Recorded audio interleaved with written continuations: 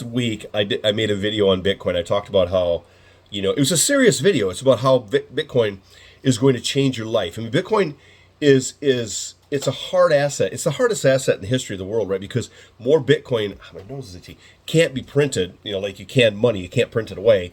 And as more people hodl Bitcoin, less and less, there's going to be less and less liquidity in the markets, and it's going to drive the price of Bitcoin. Well, not just that, getting the ETFs approved, when the large corporations are able to get these ETFs done and start custodying people's Bitcoin and start investing in it. This is the last chance you're ever going to have to buy Bitcoin at 26,000, 27,000. I mean, it's going to $1 million down the road. It's like it's either going to zero, as Michael Saylor says, or it's going to $1 million. It's one or the other, right? And the biggest way to get I don't want to say a cryptocurrency because Bitcoin is not a commodity, to rocket is to get corporate adoption. And I heard the reason I'm bringing this up to you, because I watched a video earlier today. Some moron was on YouTube talking about how Bitcoin was the biggest scam in the history of the world. And I'm like, okay, well, let's see if that's true. So this one person who is no one says it's a scam, right? Well, let's see. Michael Saylor, they own $5.4 billion in Bitcoin. Coinbase owns 4,500 Bitcoin, which is about valued at $214 million. Tesla owns, $1.5 billion in Bitcoin. Square owns $382 million. Marathon Digital, which is their holding company, they're also a mining-focused company. They, I think, it's Fred Thiel's their CEO. They have $174 million. Well, actually, it's worth about $320 million right now. Galaxy Digital Holdings, which is Mike Novogratz. I wish I was Mike.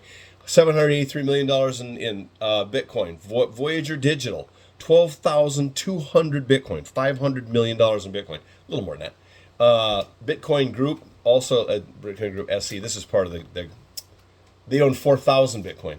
Riot Blockchain owns 2,600, 128 million. Bitfarms, do you see where I'm going with this?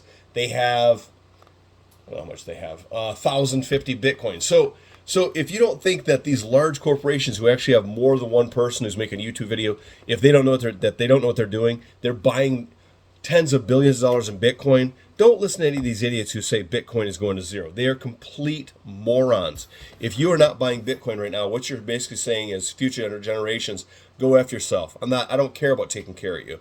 All right? You are the oak tree. You're these seeds, I guess, a branch. You're going to plant the oak seeds, and you're planting the tree that's going to create massive wealth for future generations, life-changing, species-changing opportunity right now. I mean, you're going to make your family so much money if you buy Bitcoin now that they're going to paint your picture in the castle that they buy with the Bitcoin, and they're going to be like, you were the guy that started it. So don't listen to BlackRock, Larry Fink, Jamie Dimon. Matter of fact, Jamie Dimon last week, Chase said that they're not going to allow people to invest in crypto out of their Chase bank accounts. Right? It's your money, right? Chase says no. If you try to invest in a cryptocurrency, like let's say crypto.com or coinbase.com, and the bank recognizes you're trying to transfer your money into a crypto firm, they're gonna stop the transfer.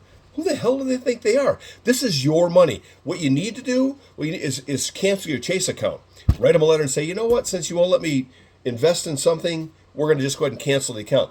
SEC, Gary Gensler is trying to take care of people. He's trying to watch out so that, he's using this bull crap about non-compliance.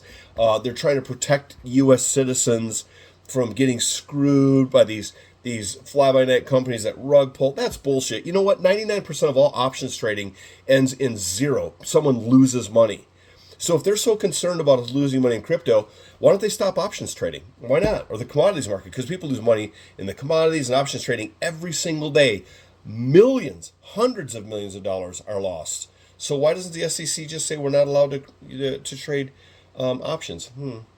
I know why. Because Gary Gensler is good friends with all these rich billionaires, and these guys are all taking care of each other. So you really want to buy Bitcoin. I heard British Hodl, he talks about it all the time. The goal is for you to attain one Bitcoin before it makes its run. It's at 27,000 right now. This is your last opportunity in the history of your family tree to buy Bitcoin and create a legacy for your family. The only time I've ever spent Bitcoin was when I took Connor's Bitcoin wallet and I bought a new car. Other than that, I've hodled. What are you talking about? Did I say Connor? That's not what I meant. I meant my other son, Fawner. Not yours. I would never sell. I have a brother named Fonner. Yeah, I didn't tell you. I wouldn't sell your Bitcoin, son. I would never sell your Bitcoin. Not like I sold your Pepe Gains, because we thought that was a crap token, right? So we bought most. Yeah, we did. But anyway. Wait, didn't Pepe Gains go to 0? No, not yet. But I sold what was left of yours. I bought Bitcoin, and then I used that to buy candy. Anyway, so you have no more. You have no more Bitcoin. What do you mean? I mean that the only way you're going to get Bitcoin is if I die. And if I die, I'm giving you back. Before I die, I put in the will to give you back to the gypsies because, I've spent way too much money on you. So anyway, Securities and Exchange Commission non-compliance with requests for documents including records related to bankrupt crypto exchange, FTX, blah, blah, blah. Anyway, Gary Gensler is gonna be on his way out. The guy does not care about the interests of American investors. He cares about protecting the billionaires, letting this ETF crap drag out until January. What that does is allows BlackRock and Jamie Dimon and the rest of these corrupt scumballs load up on Bitcoin while everybody else is sitting on the fence going, gosh, should I buy Bitcoin or wait till it drops 15,000? Don't be an idiot. If you've got money, buy Bitcoin. If I get an extra $50, I buy Bitcoin. It's only $50 worth, but so what? I'm planning for creating a legacy 20 years, 50 years, 100 years down the road. I mean, I'm almost 60, so, I'm doing okay with Bitcoin, but I'm really doing this to create a legacy for my kids and my grandkids and great-grandkids and whoever else. So the common theme here is that if you have the opportunity to buy Bitcoin, get rid of the $700 a month car payment. Instead of pissing away money on Starbucks coffee and whatever, and the things that you waste money on, buy some Bitcoin. People are going to say, well, it's only $20 worth. Yeah, so what? What if that $20 1,000x's in the next 20 years? It's $20,000. If you put 10,000 x's, you made $10 million. It's going to $1 million. It's going to 10 million. Fidelity says it's going to $1 billion. Not till probably 2050, but it's still $1 billion. Connor, really?